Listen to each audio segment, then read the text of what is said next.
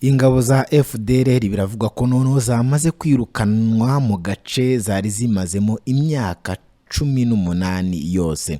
Kuri uyu wa kabiri tariki ya 15 Ugushyingo 2022 nibwo biri kuvugwa ko umutwe wa M23 wamaze kwigarurira indiri ya FDLR yari maranye imyaka 18 muri teritwari ya Rucuru mu ntara ya Kivu ya ruguru. Ingabo za FARDC na FDLR kuva ku wa mbere tariki ya 18 Ugushyingo zagerageje guhagarika imirwano ku muhanda Karengera Tongo Biranga Tongo ijya mu maboko y'umutwe wa M23 kuri uyu wa kabiri. Amakuru avuga ko Itongo habereye imirwano ikomeye cyane yahanganishije umutwe wa M23 na Unite ya Club yo muri FDLR iyoborwa na Colonel Ruhinda. Muri iyi mirwano y'injyana muntu, Club yagerageje kwihagararaho mu gihe FARDC bari kumwe yataye urugamba.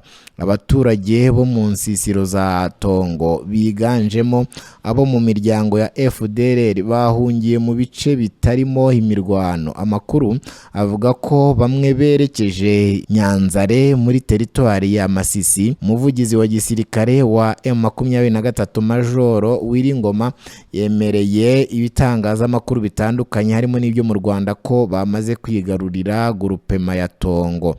Imirwano ikaze kuri uyu wa kabiri yakomeje Ikibumba muri teritwari ya Nyiragongo mu birometero 20 mu majyaruguru y'umujyi wa Goma. Hari amashusho yasakaye ku mbuga nkoranyambaga ingabo za leta zitabaza ko zagotewe muri pariki ya Virunga nta biryo bafite ndetse n'amazi yo kunywa.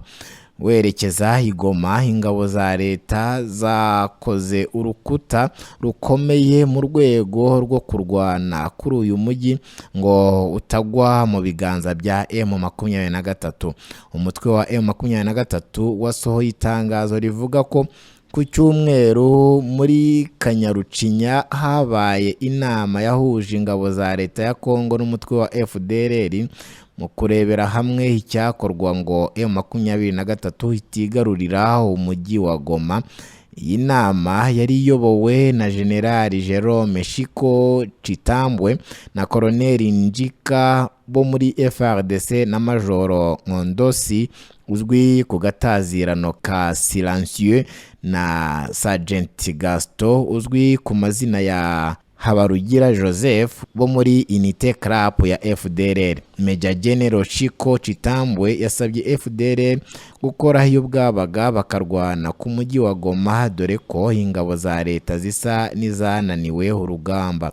M23 ivuga ko ishaka ibiganiro na leta ya Tshisekedi kandi ko izarwana kugera ku mwuka wa nyuma irinda abaturage bayo ko batazasubira mu buhungiro ukundi. Hagati aho abasirikare b'igisirikare cya Repubulika Iharanira Demokarasi ya Kongo FARDC bari ku rugamba bahanganyemo na M23. Uyu munsi barwaniye mu gace ka Kibumba, babonye urugamba ruhinanye bakizwa n'amaguru bataha imbunda n'amasasu bajya kwihisha muri pariki. Byabaye kuri uyu wa kabiri nyine tariki ya 15 Ugushyingo uyu mwaka ubwo urugamba rwaberaga muri grupema ya Kibumba muri teritwari ya Nyiragongo. Abarwanyi ba M23 bakomeje kotsa igitutu abasirikare ba FARDC muri iki gitondo ubwo barwanaga mu rugamba rukomeye rw'umunsi wa gatatu nyuma y'uko iyi mirwano yubuye. Amakuru dukesha umwe mu bakurikiranira hafi uru rugamba avuga ko abasirikare ba FARDC bafashe icyemezo cyo guhunga bava Kibumba, bamwe bajya kwihisha muri parike ya Virunga. Hagaragajwe kandi amashusho yerekana imbunda n'amasasu byatawe n'aba basirikare ba FARDC bihita bifatwa n'abarwanyi ba M23. Hagati aho intambara irakomeje hagati y'izi nyeshyamba za M23 ndetse n'ingabo z'igihugu za FARDC. Ni mu gihe gihe abashaka ibiganiro by'amahoro nabo bakomeje kugenderera iki gihugu umusubirizo, ndetse yewe na Perezida Kenyatta biravuga ko yamaze kugera mu mujyi wa Goma kureba uburyo yabonana n'abaturage bari guhunga urugamba, ndetse byanamukundira akaba byibuze yashakisha uburyo ahosha iyi mirwano, hakabaho kuganira Goma itarajya mu maboko y'inyeshyamba za M23. Ni mu gihe kandi ibiganiro byo guhuza aba bombi bitegerejwe mu cyumweru gitaha kuwa mbere, nazaba ari ku itariki 21, aho i Nairobi muri Kenya aribwo bazateranya Tshisekedi ndetse n'uruhande rw'u Rwanda batavuga rumwe kubera gushinjanya ibibazo by'umutekano muke mu burasirazuba bwa Kongo, nubwo u Rwanda rwo rwakomeje kugaragaza impande zayo babihakana bavuga ko ikibazo cya Kongo kiri muri Kongo ubwabo aribo bagomba kugishakira umuti, nta wundi muntu ubigizemo uruhari. Gumana na TSG Online TV, ukore subscribe, comment hasi ndetse uduhe n'igitekerezo dushobora kugucukumburira mu minsi iri imbere ubwo tuzaba turi mu bindi biganiro.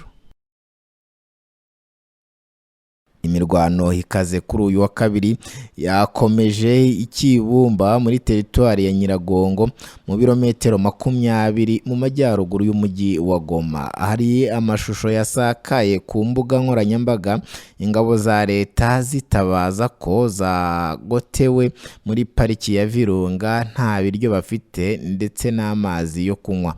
Werekeza i Goma, ingabo za leta zakoze urukuta rukomeye mu rwego rwo kurwana kuri uyu mujyi ngo utagwa mu biganza bya M23.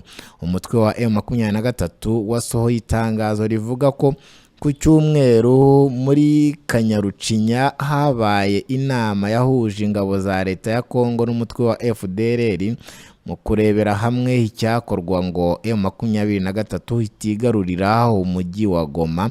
Iyi nama yari iyobowe na General Jerome Shiko Chitambwe na Colonel Njika bo muri FRDC na Majoro Nkondosi uzwi ku gatazirano ka Silencieux na Sergeant Gaston uzwi ku mazina ya Habarugira Joseph bo muri Unité Club ya FDLR. Major General Shiko Chitambwe yasabye FDLR gukora iyo bwabaga bakarwana ku mujyi wa Goma, dore ko ingabo za leta zisa n'izananiwe urugamba.